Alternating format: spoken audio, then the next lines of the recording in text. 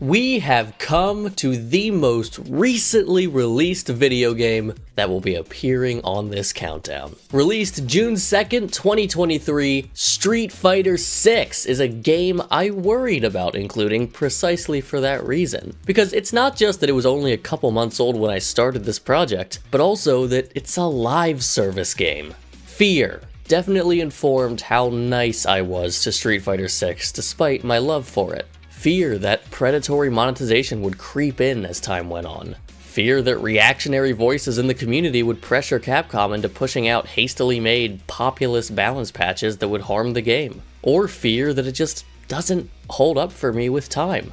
Fighting games at their best are a long-term commitment. Maybe you don't play them every week, but a good fighting game is one that you'll always have in your back pocket when you want something reliable to return to. Now, in a rare instance where I'm going to speak to you as current Jason, sitting at the microphone here, hi there, and not Jason from a year ago who performed this image compare that led to this countdown, I want to say we're trending in a positive direction, and a lot of my fears are quelled for the time being.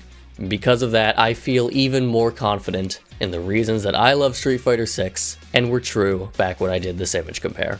First, because it's the first thing you see when you boot up the game, Street Fighter VI has some of the best menu design I've ever seen in a game. Right at the visually striking main menu, you are offered 3 ways to play, each with a distinct, deliberate vibe befitting what they offer. This character select screen makes picking your fighter feel like an event. Joining a lobby really feels like you're launching yourself into a worldwide community. Everything about Street Fighter VI's game feel is so pitch perfect. And of course, the fighting system is pitch perfect too. Once again, Street Fighter leads the way on smooth yet innovative 2D fighting. Mostly thanks to the new drive system, combat is perhaps more complex than it ever has been in the series. There are so many universal mechanics, not to mention character-specific mechanics, that there is always an answer to any combat situation you find yourself in. You just have to have the mental dexterity to access all of those options at a moment's notice. Whether you like execution, intuition, or combos to lead the way in a fighting game, Street Fighter VI can be the game for you. And with so many ways to engage and play, it's one of the easiest modern fighting games to commit to long term. On a more casual level, the cast of characters in Street Fighter have never been so appealing.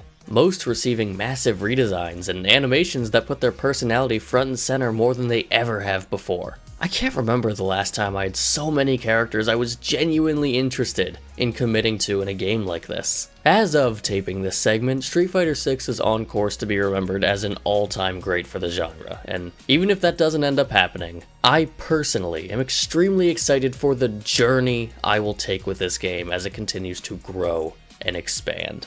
Casual journey. Gotta specify that with fighting game segments. You won't catch me at any fighting game tourneys. Not even for a game I love as much as this.